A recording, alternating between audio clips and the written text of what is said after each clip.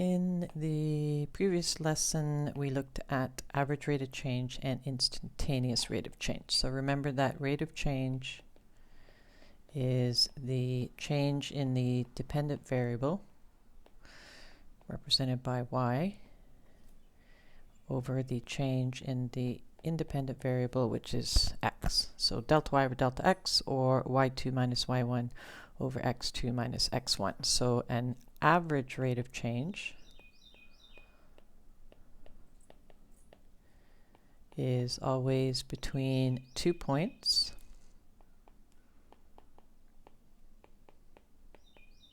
whereas an instantaneous rate of change is always at 1 point.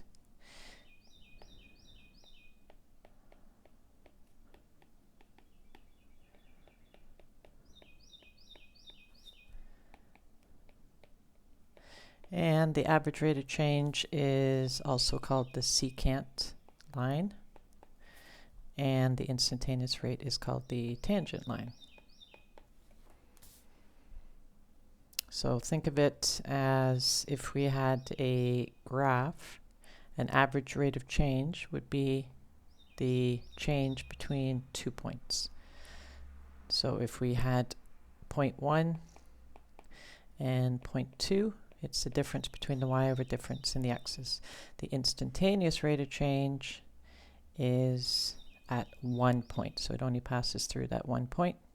Still delta y over delta x, but we move the secant line, we move 1 point closer and closer to that fixed point until we reach a limiting value where we will then get the tangent. So that's also called a limiting value. And this will lead into the beginning of calculus. So in calculus, we start out with finding average rate of change and instantaneous rate of change in the method that we use in MHF4U. But then we progressively get more efficient in our methods in finding that limiting value. So let's look at an example graphically. So determine the instantaneous rate of change at 3 seconds. So we want to find the rate of change here at 3. So we want to find the tangent, slope of the tangent line at that point 3. So what we can do, and this time we are given an equation, so what we can do is we can pick a point that is a little further away than 3, closer and closer to 3. So I'm going to pick a point, let's use a different color.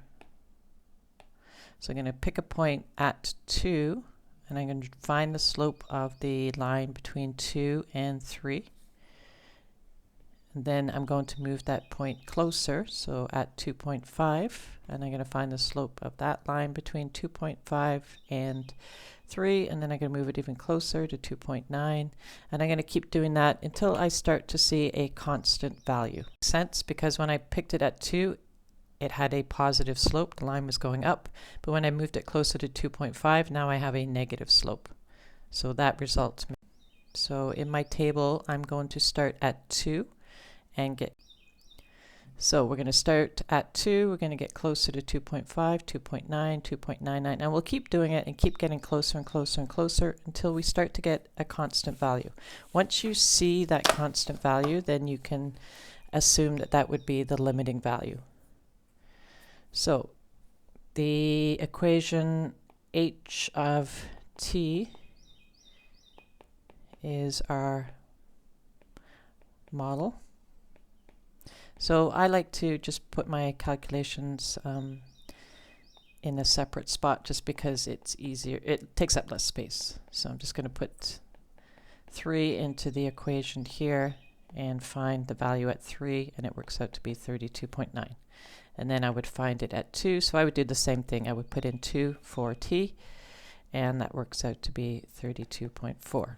So we're going to have h at 3, which is 32.9, minus h at 2, which is 32.4. Find the difference between those two values. That's my delta y. My delta x is 3 minus 2, so 1.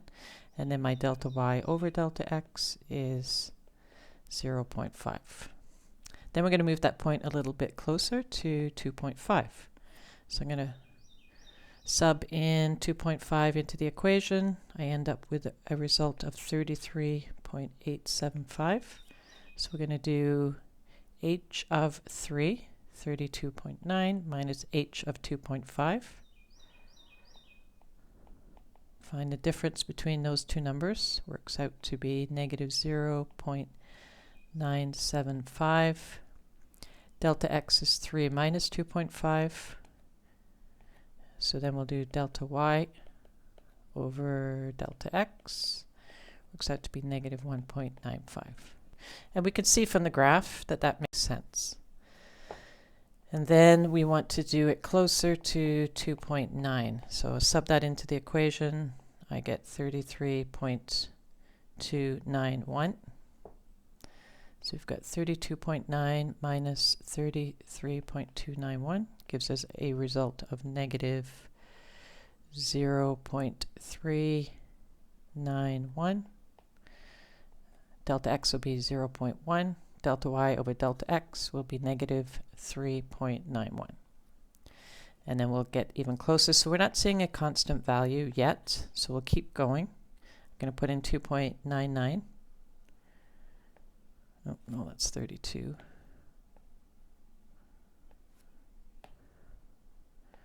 32.94351. So I'm going to do 32.9 minus 32.94351. I'm not going to write it in, I'm just saving some room here. Works out to be negative 0.04351. Delta x is 0.01. Delta y over delta x is negative 4.351. And then I'm going to do 2.999.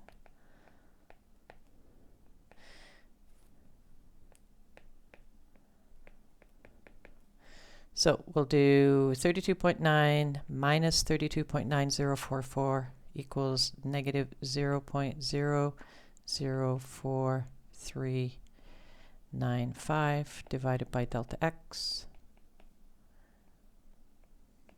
So we can see here we're starting to get a constant value, 4.3, and rounded it would be approximately negative 4.4. So we could say that is the approximate value. So these are approximations because we are getting closer and closer. We're not getting an exact value, but we could say the limiting value is approximately negative 4.4 meters per second. Okay, here we have another example where we want to estimate the instantaneous rate of change at 2 seconds. So I am starting at 3 this time. So if I pick 2, I'm starting at 3, and I'm going to move that point closer and closer and closer. So to 2.5, 2.1. So you can do it from either direction. You could go from 1 to 2, or you can go from 3 to 2. So you just want to move that tangent line or that slope of that secant closer until you start to get a constant value. Let's make this a little bit bigger. So we wanted to do the depth. Just going to move this up a little bit. So I found the depth at 3, and I found the depth at 2. So I just took those values and subbed them into the equation to come up with these results. So we've got negative 2785 minus, be careful with your signs, we're subtracting a negative value, which means we're going to add those numbers, and we get negative 1397. Delta t is 1. So the rate of change at this point is negative 1397. Then we're going to do 2.5. So I subbed in 2.5 in the equation. Actually, I think I skipped to 2.1. So let's just skip over that one. So I skipped over to 2.1. I don't know why I missed 2.5. Negative 1496. And that's another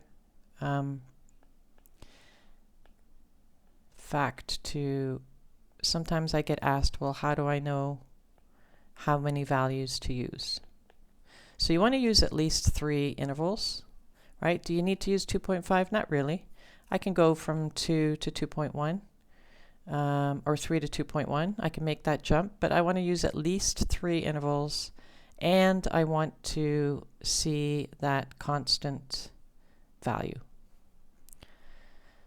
I did this backwards. I can't talk and write at the same time. Okay, so f of 2.1 is -1,496.1. Subtract f at 3, or d at 3, which is -1,388. And that works out to be -108.09. That's going to be divided by 0.1. So we get -1080.1. Let's write this out again so we have a bit more room. Starting to overlap into the next box. So it was -1,496.1. Subtract -1,388 gave us -108.09. Then I did 2.01. When I subbed in 2.01, I got -1398.53, and we're going to subtract d at 3, and it works out to be -10.531 divided by 0.01. So now I'm starting to see a little bit of a constant value. I've got 1080, 1053. So let's do one more. So I have looked at 4 intervals here. I would say at least a minimum of 3 to show consistency. And then the other priority is to make sure that you're starting to get this common constant value. So I had -1080, -1053, -1050. So I see some consistency here. So I'm going to say that it is approximately equal to -1050 meters per second. Okay, that is my limiting value. That is what I am approaching as I get closer and closer and closer to 2.